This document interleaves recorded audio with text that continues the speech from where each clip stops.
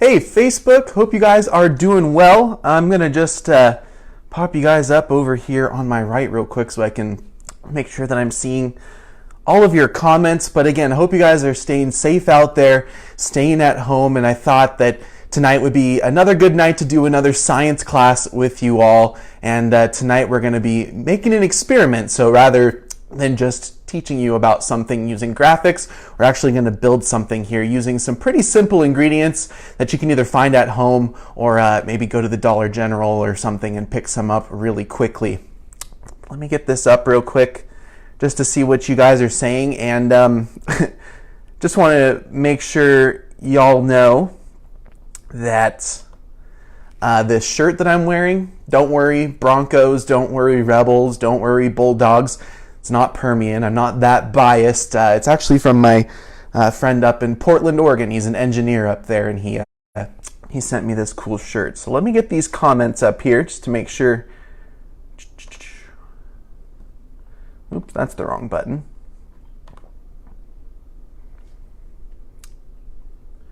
So we have Rose tuning in from Lexington. Hello, Rose. Thank you for tuning in. All right, so if you saw that I posted on my Facebook the list of supplies that you need, it's really pretty easy. You just need some tape, a balloon, a rubber band, but even a rubber band is kind of optional, especially if you have this kind of ingredient. Mine's kind of wide, it's a mason jar.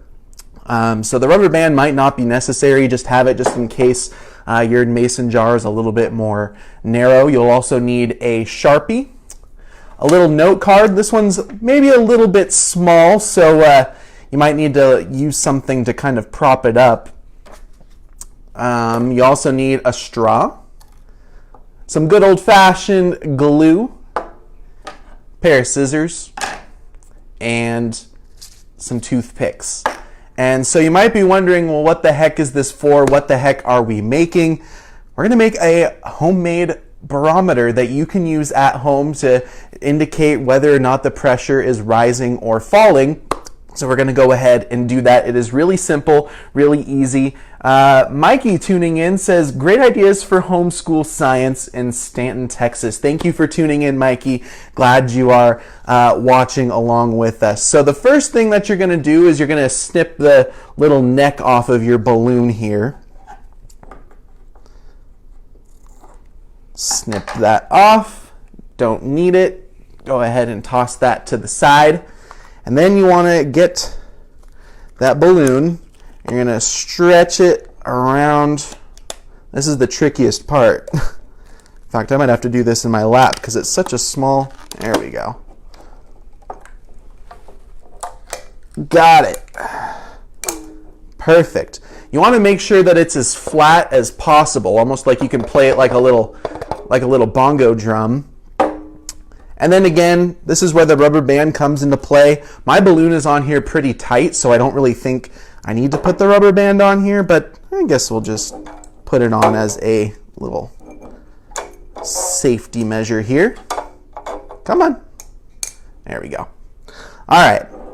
So the next thing that you want to do is we have bendy straws because we are high class in this apartment. Who doesn't like to sip out of a bendy straw? Brings me back to my childhood days, but you actually don't want the bendy part. You just want the straight part of the straw. So cut off that little bendy piece. Whoop! All right, that's somewhere else in the room now. Went flying. All right, so the next thing you're gonna do, I'm gonna set this to the side. I'm gonna grab out my toothpick. Any little wooden toothpick that you have laying around the house left over from the grocery store will do. Tighten that back up, set that off to the side, don't need that. And what you're going to do is you're going to put the toothpick onto the straw. Now my toothpick is kind of weird. One end is kind of like blunt and the other end is pointy. So I want the pointy end out at the tip of my straw. So you're going to want to tape it kind of like that.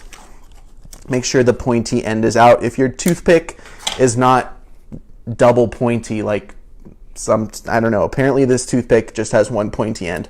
Don't understand why, I didn't make it. So you're going to put that onto the straw. Make sure it's on there nice and secure. Just simple like that. Whoops. So now you have this note card, and I'm going to have to use mine like this. You can use cardstock paper, whatever you got lying around. And all you're going to do, it's really simple here. I'm going to draw an H and an L on your cardstock. I know my camera is flipped around, but you get the idea. You're going to have an H on top and L on the bottom. All right, Sharpie goes off to the side for a moment. Now you break out the old-fashioned glue. I got purple glue because purple glue is the best kind of glue. I don't know why. I just think it's nice because you can actually see where you glued once you put it on. And you're going to put it onto the bottom of your straw. Just a little bit should do the trick. And you're going to put the bottom of your straw onto the top of the balloon. And just let it sit there for a second. It kind of let the glue settle, and then you can just, there it is. Simple as that, right? All right, so now what you're going to want to do is you're going to need, well, all right. Spoiler alert, I made one earlier just to kind of see how the pressure changed. I meant to grab another bottle of water. I guess I could just use my glue stick, actually. Because my card's not very big, so I'm going to need something to kind of support it and just so I can stick it up, make it stand up straight. So I'll tape this, do the old-fashioned loop-de-loo with the piece of tape, and stick it on the back of the note card and stick that, balance it up onto the glue stick so it can stand up like that. And there you go. That's really all there is to making this barometer. Now, one thing that you're going to want to do is when you first put this together, you're going to want to mark where the pressure or where the pointy end of the stick here is. And that way you can see whether or not it's changing through time. And we'll talk about that in just a second. So I'm going to flip this around real quick, and then I'll grab the camera so I can show you guys the one that I made earlier.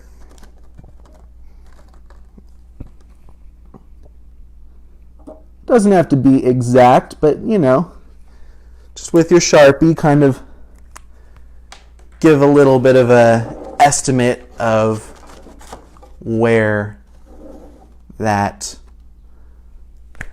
toothpick is pointing at, and that today is a really good day to do it because we're not really under the influence of any big high pressure or low pressure systems. We're kind of sitting right about average. If you look on, you could go to weather.gov and go to and search, just search for Midland, Texas. And it'll give you, once you search for it, it'll give you the station pressure, both in inches of mercury, which is one way to measure it, and also in millibars.